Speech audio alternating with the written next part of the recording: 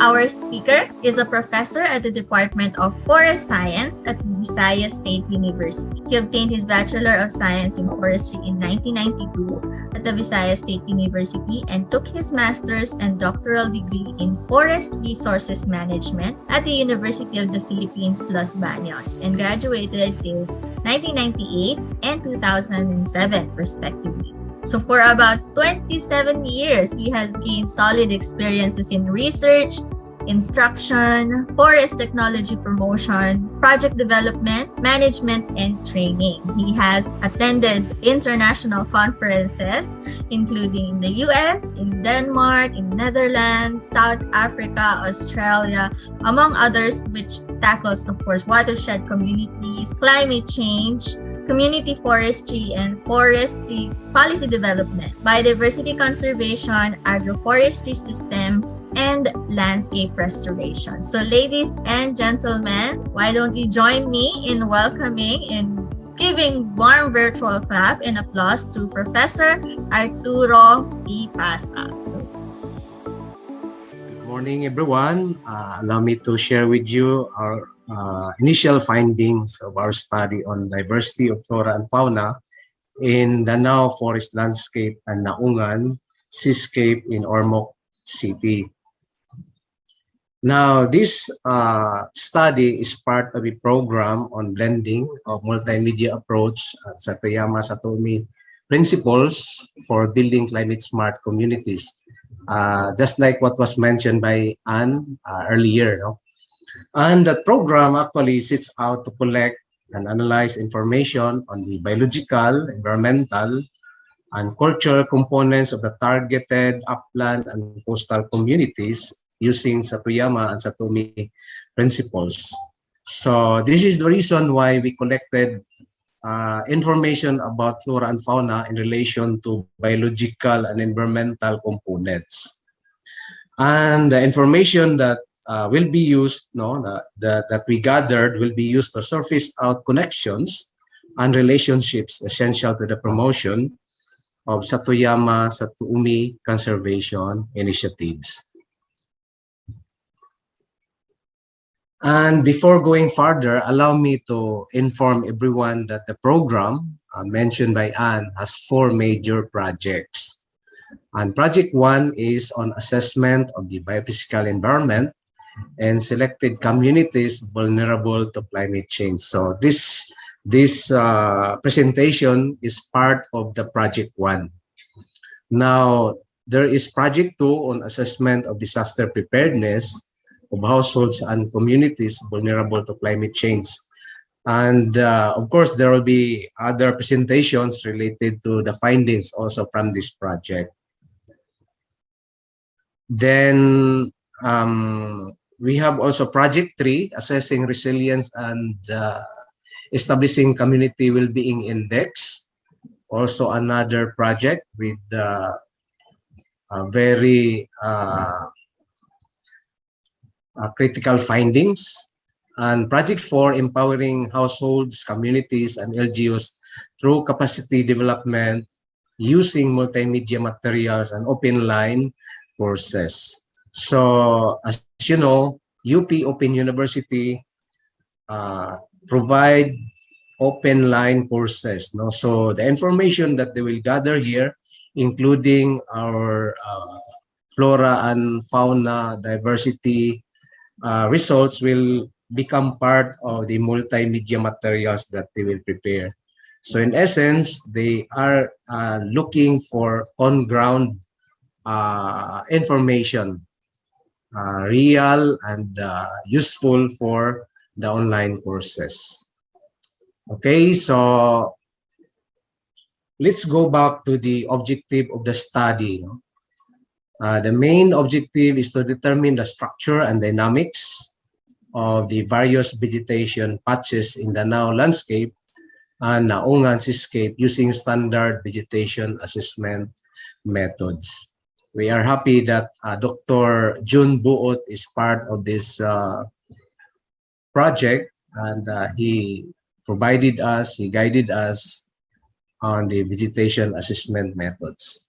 And second is to identify and assess status of ecologically and culturally important animal species on the same landscapes using standard assessment methods. So we have also in our group someone who is expert on animal diversity. Now, there are actually three major sites of the program.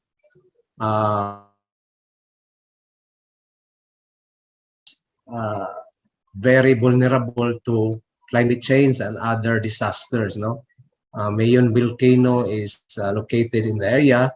They are near the Pacific Ocean, so they have typhoons. No, most of the time of the year. And the second area is the area where I will be providing information. This is the Lake Danao Natural Park and the Barangay Naungan in Ormoc City. The Lake Danao is already a natural park. No? So we are thankful of the visible presence of DNR in the area. And of course, the Naungan Seascape, no, in the lower portion. Now, of course, the third site is in Barangay Masao and Barangay Tungao in Butuan City. I believe Dr. Jess Humawas already presented initial findings from the study sites. Okay, now this is the Danao landscape. No, you can see a beautiful lake. Maybe some of you have not visited the area. Hopefully, can visit during your vacation period. And these are the different ecosystems or landscape situation in the area. You can see a lake with different kinds of vegetation surrounding, and there are some shrublands, there are large trees, there are swamp areas, and agricultural areas.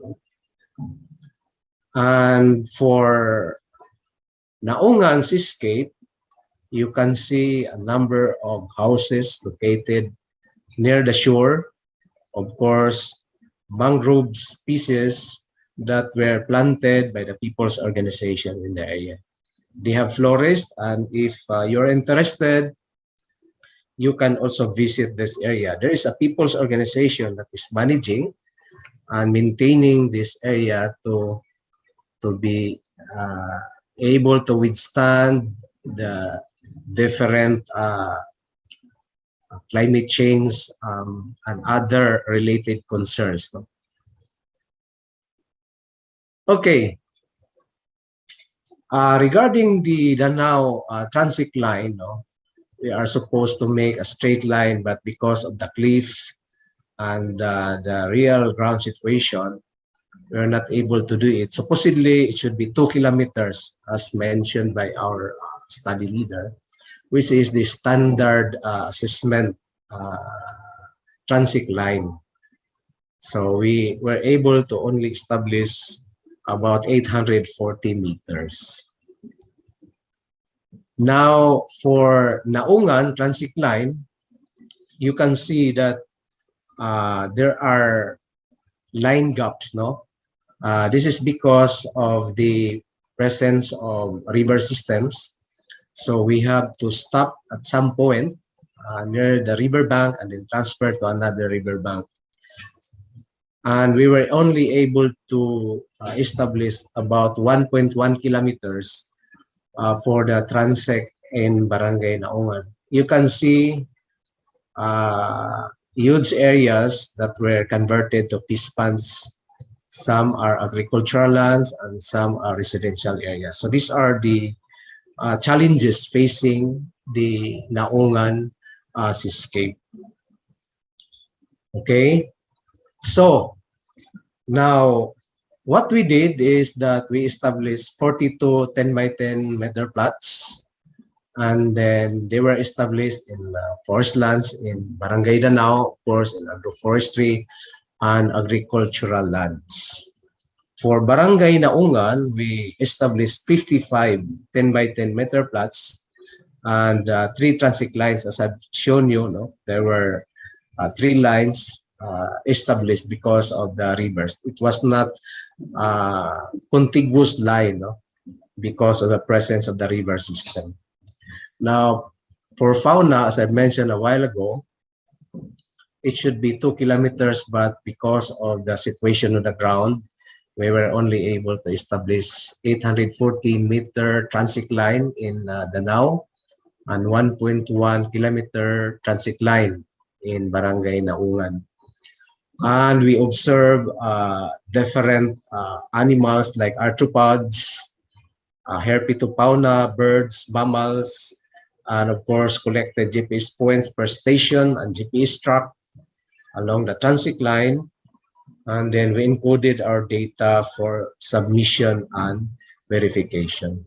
I'm just showing you also in this table soil sampling activities and ethnobiological survey, but that will be another presentation. Now you might be surprised why I included in the table, because I'll be presenting partly some findings from the locals which we included in the presentation. Okay, so our findings showed that there were 55 species of flora in Barangay Danao, especially on the upper canopy, belonging to 34 families and 251 individuals. And for the understory, there were 63 species belonging to 207 individuals. For the Barangay Naungan, there were 10 species of flora that were recorded for the upper canopy and belonging to 7 families and 331 individuals. And understory with 23 species and 137 individuals. For the avifauna, we have 9 species belonging to 8 families and 21 individuals for Barangay Danao. Non-volant mammal, 1 species under 1 family with 8 individuals. Arthropods, 200 individuals. These are for scientific name identification and verification, and 1 herpetofauna that we found in the area. For Naungan, we have 17 species of avifauna belonging to 13 families and 62 individuals. For small non-volant, we only found 1 under 1 family and 1 individual. Arthropods, 54 individuals, and we are still waiting for the identification and verification because insects are quite difficult to identify. No? And herpetofauna, 6 species, 6 families, and 57 individuals. So these are the key findings that we are going to show you. So just to give you an idea of how we collected our data, in Barangay Danao, we have observed Swietenia macrophylla, which are part of the reforestation initiatives of DNR. More so that Lake Danao has been established as a natural park. So DNR is noticeable, no, in the area, and we are glad that their presence enable the community to be also vigilant, no, about the illegal activities in the area. Now, there are also local species, native species in the area like Ficus minahasi or hagimit, and then alim, malabagang, balanti, malaputat, and other species. No? Now, In the Seascape area, these are the very common species we have observed, like Abyssinia marina and Abyssinia officialis, Soniratia alba. No? So these are the species that are commonly found in the area. We have not observed endangered species like Campus Timon philippinensis or nearly threatened Agisiras floridum. No? We are suspecting that those species are already extinct in the area due to the establishments of fish ponds and other construction. But for Lake Danao, we have observed a number of threatened species along the forest landscape. No? And this include Alangium longiflorum, uh, Delinia philippinensis, which is a critically endangered species. No? And this information is telling us that we have to be vigilant, we have to be careful, and we have to continue our initiative to conserve these species before they become extinct. Now, you know that Hupia malibato and Hupia philippinensis are important dipterocarp species. No? And in the past, there were logging operations in the area, which is the reason why they become critically endangered. And with the presence of Pambi, this species now is being protected, and they are continuing to conserve this species. Hopefully, there will be more Hopia malibato and Hopia philippinensis in the area through the years, no? Through the coming years.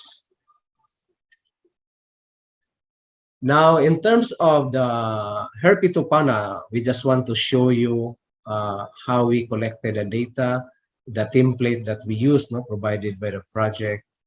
Maybe some of you will also be interested to collect in the future.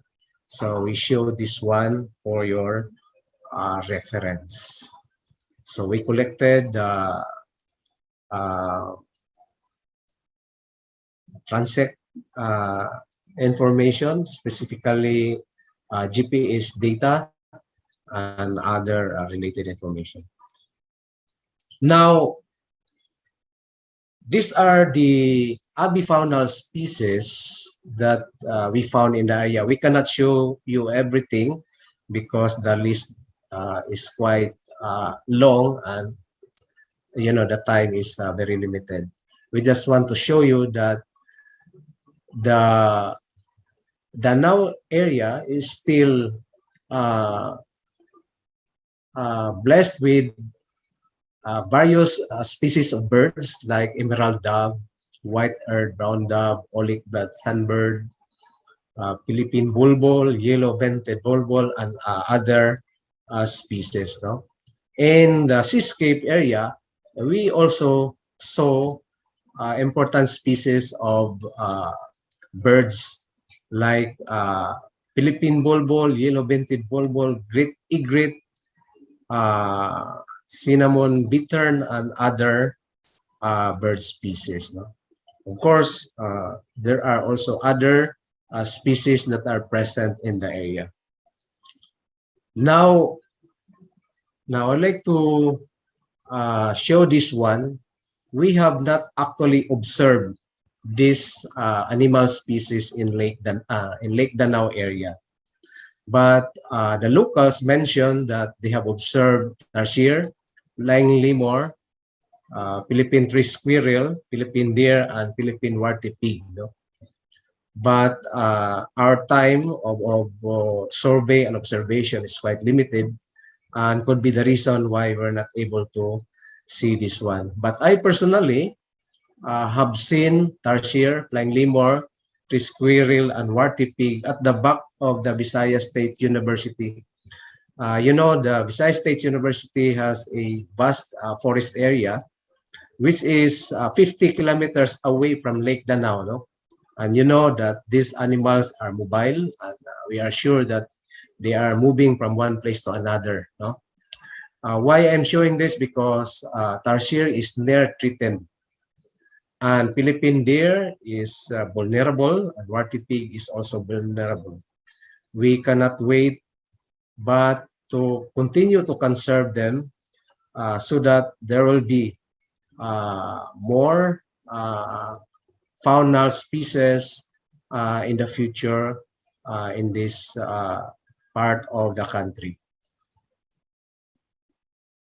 Now, allow me to show you some photos. We have observed some snails, kind of grasshopper, and a skink, no, that we saw in the sample pail that we established in the area. And of course, you can find a lot of grubs along the seascape, including mudskippers, some snail, and a bird. No, at the center, you can see a bird that we have observed along the seascape area. So with that, we can say that there are still a lot of flora and fauna in the area, including those that are critically endangered, vulnerable, or threatened, and this signals us to continue our conservation effort so that this species will continue to exist and will continue to help in the ecosystem's functioning for the present and future generation. So with that, I would like to thank you everyone for your kind attention and time. To elaborate more on the webinar topic, we will now proceed with the discussion.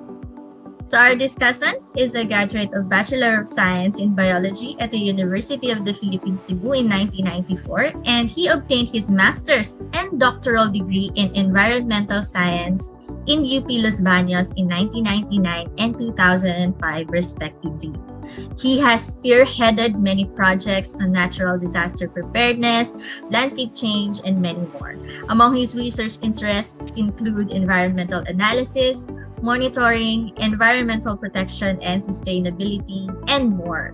So he is currently the professor and the dean of the Faculty of Education at the University of the Philippines Open University.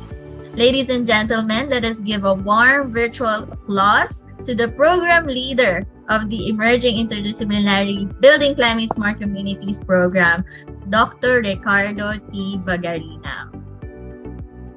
It's a very great privilege for me to discuss something about the study, what we did in Lake Danao and in Naungan, Ormoc City, one of our project sites for this research program. We know that diversity studies are actually very important to us.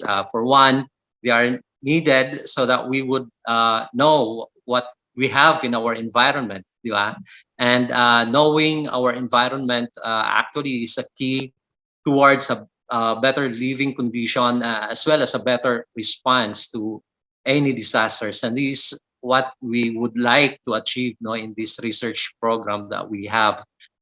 Dr. Art's presentation, especially in the results of their floral and faunal survey of the two ecosystems in that project site, that of the Lake Danao and of the Naungan marine ecosystem, I suppose, is an important knowledge actually that we need to have and to share not only with our own community, I mean within the scientific community, but even to the communities in these areas. Okay, and I believe that providing these communities with a report of these studies, specifically in a very more simplified manner, will be an imperative after this study. And I think this is what we intend to do with this study.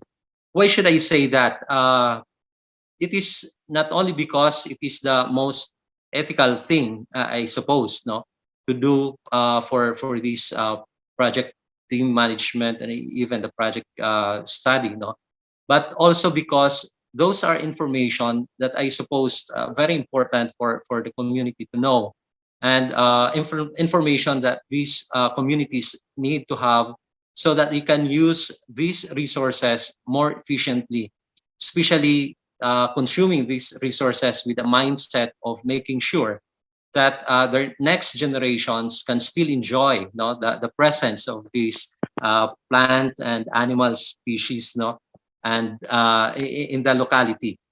Then, although if we try to look at yung presentations, no, we have uh, those scientific names, for instance, and maybe the scientific names, maybe exotic information to these communities. But I think the most important thing is we would be able to provide, no, yung common names to these different plant and animal species.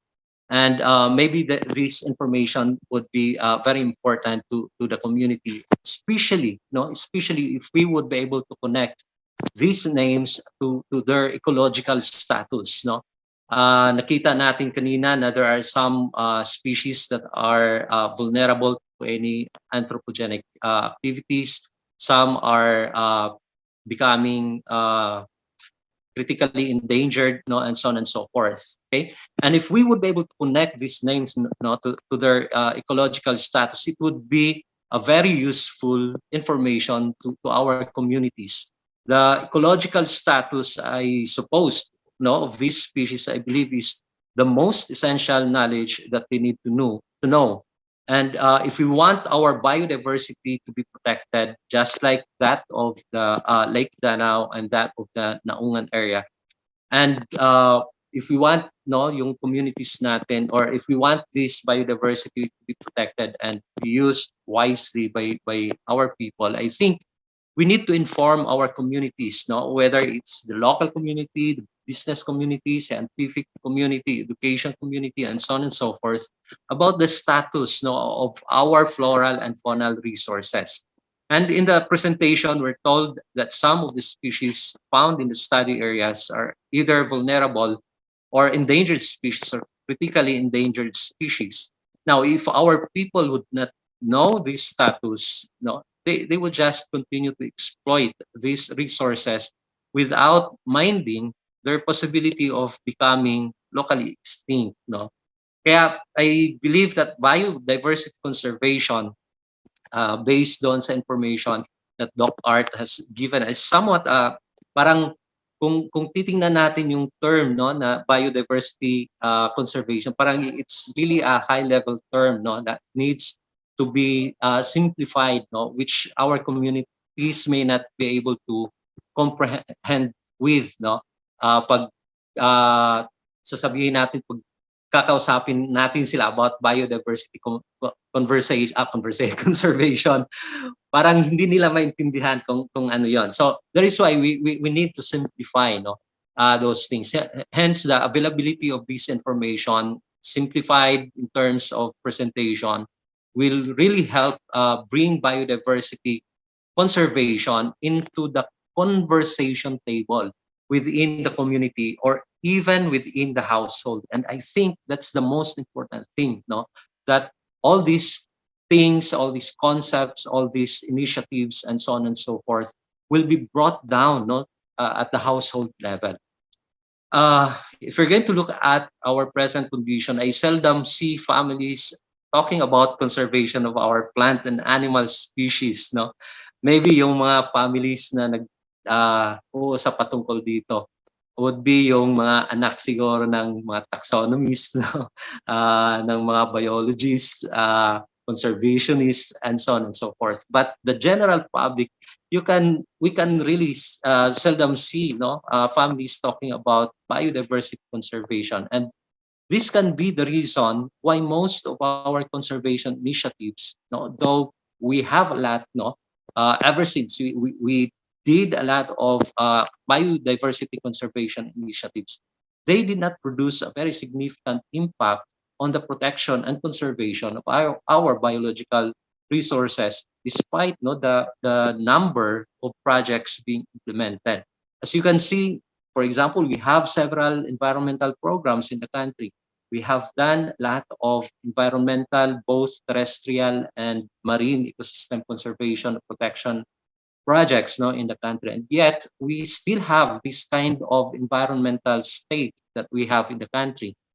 So if maybe one of the primary reasons, no, aside from the politics, alam naman natin yon, maybe yon hindi na nadala natin at the family level, at the household level, yung conversation na ito. And it would be nice if we would be able to bring this down, no, at the household level. However, if we would be able to bring biodiversity conservation discussion to the family or household, I believe that we would have a different narrative, no, regarding this in the coming years. Why? Ito yung tinitingnan ko, no, kung bakit baka magkaroon ng pagbabago sa narrative natin when it comes to biodiversity conservation. A family is a multi-generational unit, no? Especially in our case where most households are extended. So we have the lolos, the lolas, the nanays, the tatays, di ba? We have the kids and we have the apos. So kung titingnan natin, it's really a multi-generational unit, no? Yung family. Thus, the decision of conservation within the family will already address, no, the intergenerational concerns associated with the conservation process. And having more and more families talking and practicing about conservation, we would be able to come up or establish a network of a well-trained, well-informed community, and having this strong network of intergenerational, green-minded communities who are working on the ground may shift, no, the pattern of use of our biodiversity resources in the country. And this is the reason why we no, at the scientific community should translate the knowledge that we created, no, through research into something that is understandable, that is comprehensible by the members, no, of the family. And this should not only end up being published in channels of dissemination where only members of our community understand them, but they can be translated actually, and they can be converted into materials that can help out households or communities and make them a wiser, no, a wise decision maker, no, to help them make a wise decision regarding the use, no, of these resources. So in this way, they will not only contribute to the conservation of these resources, but also they would be able to use them wisely. Kasi sila naman talaga yung nandun forefront of the consumption of these resources. No? In fact, if we're going to look at, no, with such an information, they might be able to respond smartly to any climate-related disasters. No, if they have that information. For example, they can use these wild plants, no, as a source for alternative foods during a disaster, while waiting for the supply from the government or from any other organizations who will be bringing with them relief goods for those who are victims of any disaster. Or they can also use this for first aid, no, or as first aid medicines, no, for those who have been injured by a disaster. So in this way, they will be able to enhance, no, their resilience to any disaster. And this is what we're hoping for this research program. No, this what this research program is all about. The different component projects of this program are really intended to collect data that can be used to educate and train our local communities in these areas, so that they might be able to improve, no, their disaster response systems, and in the process transform themselves, no, into a climate smart communities. And I think trainings, the component, no, training components of the program involving some LGU personnel are ongoing, and we're hoping that we would be able to offer our MOOCs also is part of this program. Anyways, if we can develop more materials that can be understood, no, and accessed by the members of many households in the country, I suppose, and even outside, no, within or outside of the study sites, I believe that we would be able to create a community of well-informed, no, and if we would have that communities existing in this country, I suppose we would be able to uh, really have good narratives for our biodiversity conservation and much more. If we would be able to let biodiversity, no, and its conservation enter the household conversation table through these materials, I believe we would really be able to have, no, be able to protect these different plant and animal species, and we would, I believe, we would be able to be successful in any of our biodiversity conservation project or initiatives. Okay. So with that, thank you very much. Thank you for the opportunity. Thank you for listening.